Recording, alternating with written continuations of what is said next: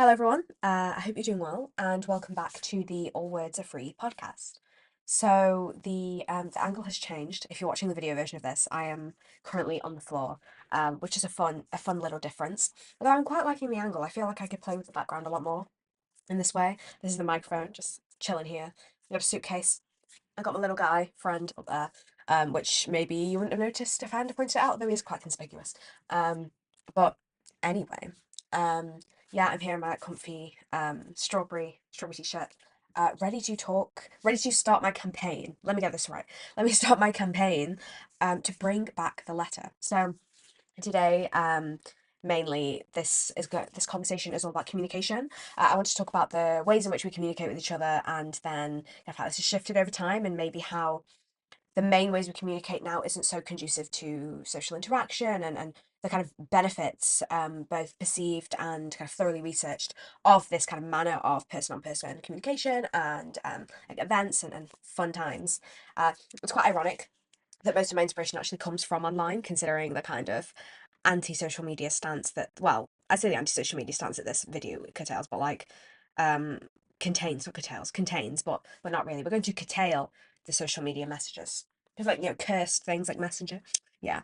Um, you can tell I'm much more of a like valuing person on person, real world kind of communication and chat. But that's what all this video is about. Hear me out. We've got something going on here. This is my petition, if you will, for the return of an alternative manner of communication. There's convenience to a text, but is it really allowing us to engage with others, or is it just an excuse? And also, all credit where it's due, to John Teresa for inspiring this video as well. I get a lot of my inspiration from, as I've said, online, but from other creators.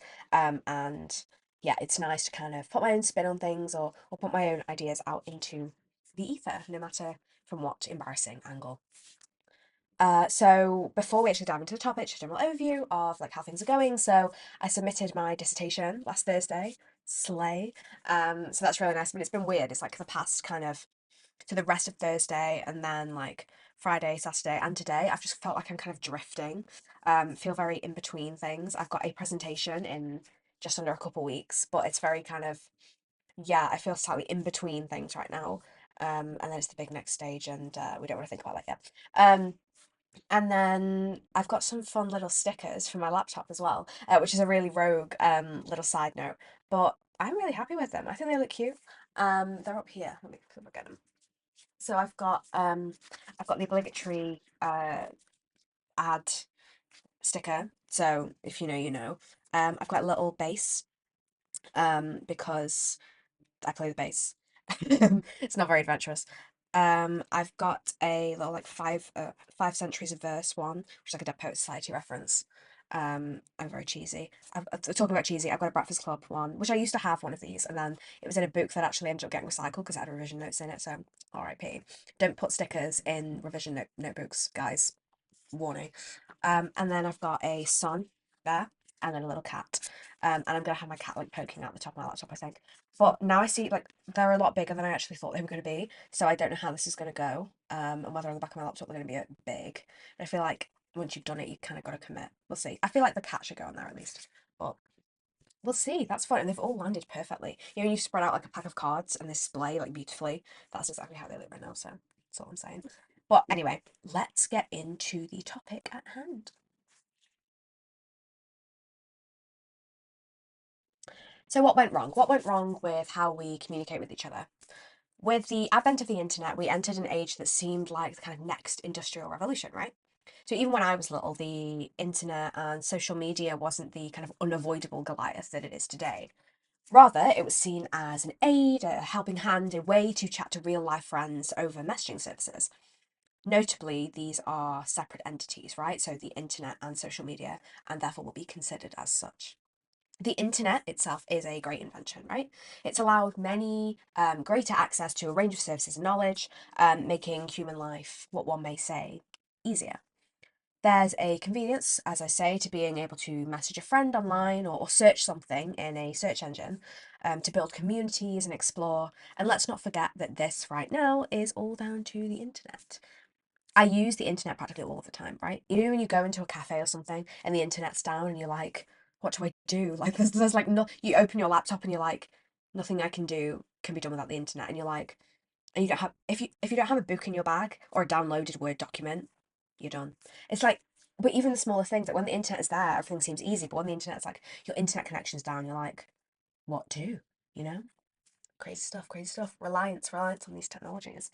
Um, so as I said, use the internet practically all the time. So whether it's editing a document or searching something or processing data or listening to music, it's all with the internet. There's nothing worse than opening my Spotify on my computer and then realizing that I only have my songs downloaded on my phone. And then I'm like, oh my God, what am I going to do? I have no tunes. But this technology is not synonymous with social media. So instead, social media is something created on and with the internet. It's blown up over the past 20 years or so. The internet, however, has been around for nigh on 40. When I was younger, I essentially grew up alongside social media platforms, so like your Instagram and your Facebook. So the early 2000s were dark days, and the appearance of these platforms is practically incomparable to how they are now. So the real boom occurred when I was really entering high school, and even then, the platforms like your Instagram still look completely different. They were just much simpler systems overall. I remember making an Instagram account when I was in high school, and how basic it was, and it was just like taking a photo and sharing that photo and things like that. It was just very basic, and I don't think anyone really thought too much about like how many followers they had or whatever, because it was all at that point within friends almost. And it was a steady rise over time, but I think the greatest boom in social media, kind of how we see it now, came during the pandemic. Oh no. Little side note, I went in a bookshop earlier and I thought, oh, this book seems really interesting. Let's read the blurb. I turned it over and it said like da COVID-19. I was like, no, no. But this boom in social media during that time was a very natural reaction. It was incredibly valuable as well because it allowed people to stay connected and to keep up with fitness, with work. I had lessons in sixth form online. And since 2019, the shift of content has also created big changes for our social media apps. So TikTok, being the primary culprit. I'm not going to dwell on a lot of this. This has been said before by me, but also by a lot of other people. But the science does prove that attention spans have shortened due to this kind of short form content. This effect is very variable depending on age and whether we grew up with or grew during the internet age. So Generation Alpha and beyond have never and will never know a world without the internet, unless it's something goes dark or something. I think it's really sad that things like the iPad Kid are a thing. The fact that there are children out there who just don't know what the world was like without this kind of form of social media and the internet is crazy to me, especially since they are then forming habits surrounded by technology. They're forming personalities surrounded by technology, and it's frankly terrifying. And on the other side of this, there are those who cannot or do not access the internet. So, be it globally or on a more national scale, it's important to recognise that many are not able to adapt to these changes. Take some of the elderly population, for example, who, while not all, frequently don't have the internet literacy that the younger generations have. One thing that interests me is watching these changes in real time. The effects of on the brain of technology and more significantly technological addiction are not limited to those who have seen it from birth. So I've watched people, with phones from age 10 or 30 or even 50, like change their behavior due to the presence of a smartphone. No matter who you are, I think chemistry is chemistry. And there will be something on the net that will suck you in, even if it isn't social media directly. Instant messaging, while inherently useful in contacting people, is another way in which the phone keeps you hooked. And a slight distraction or lack of engagement in the task at hand, and I'm checking my phone. It's right there on the table, and I put it face down. If it's face down, I'm looking because I'm thinking, oh, I'm expecting a message from somebody, or maybe I'm thinking about what I should need to search or whatever. And the hint of a notification does give that little shot of adrenaline, even if when you open it, you realise that it's just kind of nothing. It knows that it's toxic. Instant messaging is racked with curses.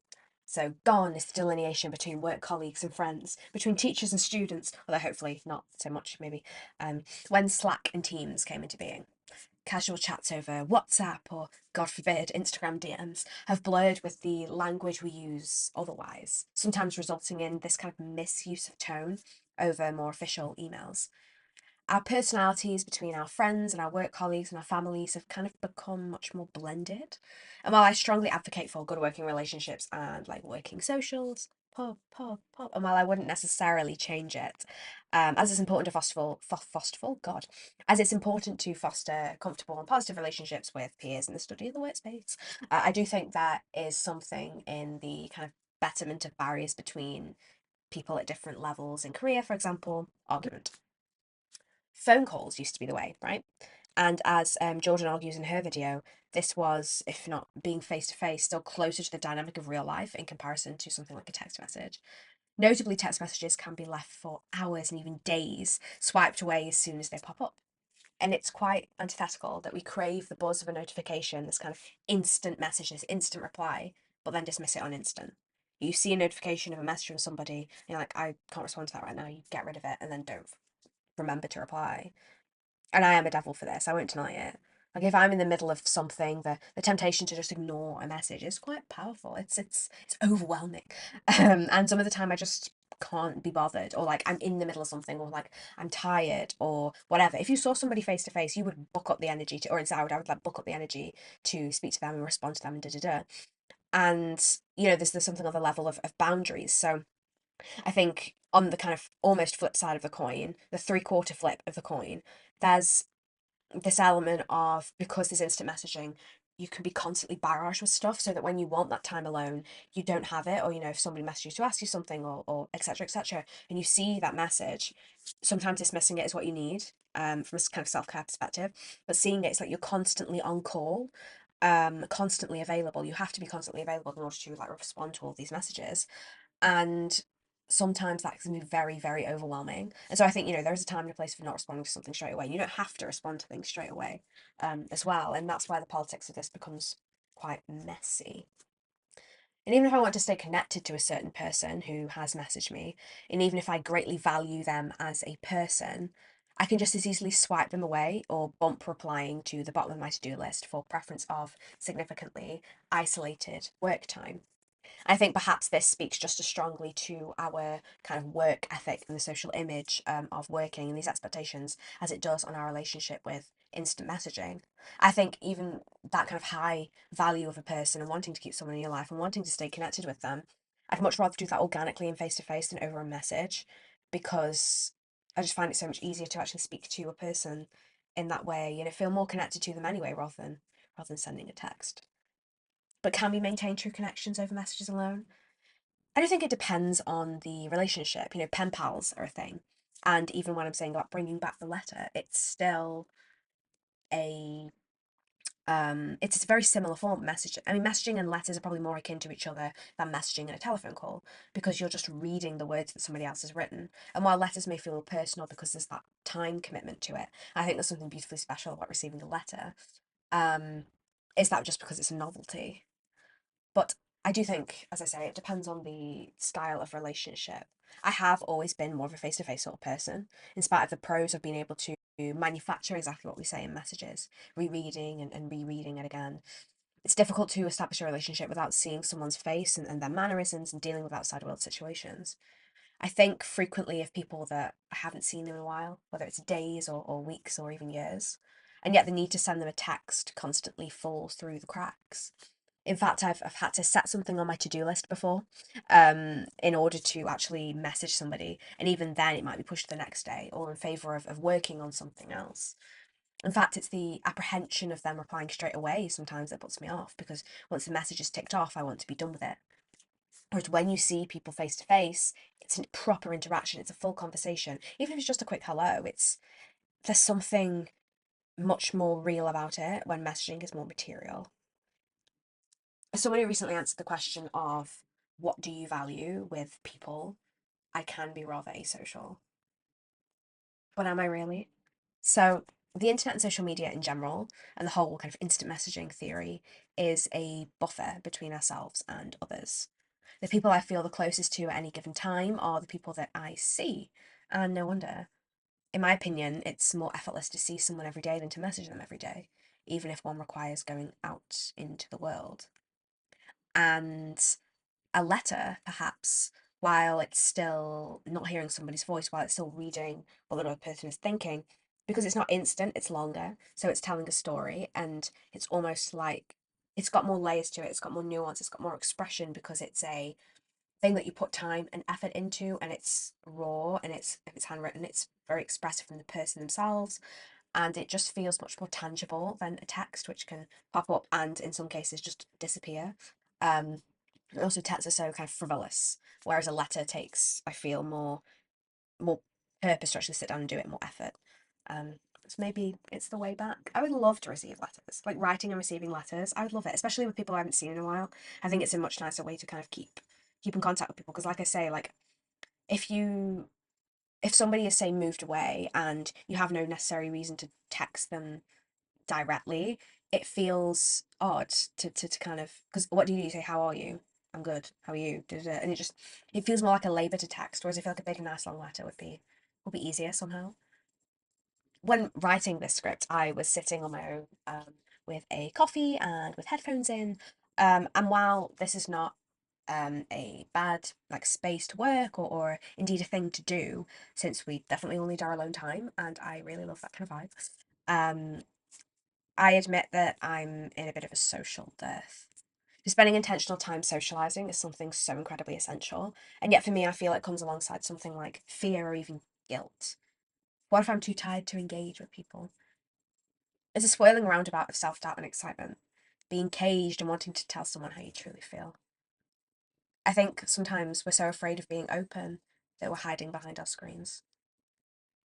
There are a lot of people I miss, and many who I know I will likely never speak to over messages again, since a direct one on one was never maybe quite the dynamic, or because it's largely not my thing. But beyond that, I think there's the potential for meeting again in reality, a reunion or organised social, or even just me and them. And that I know will be like not a moment has passed, and it will be easier.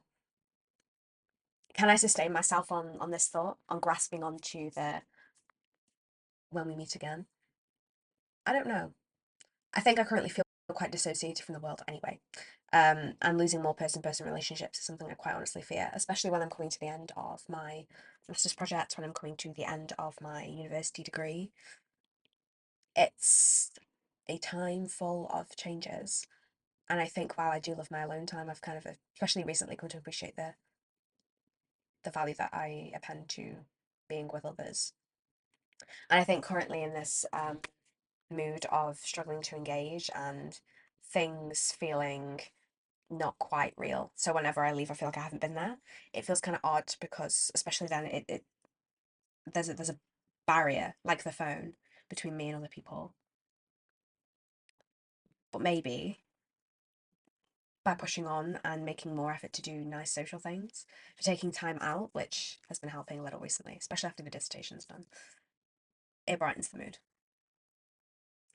So that's kind of what I wanted to say. Um, Campaign for bringing back the ladder. Maybe I've drawn you back to my side.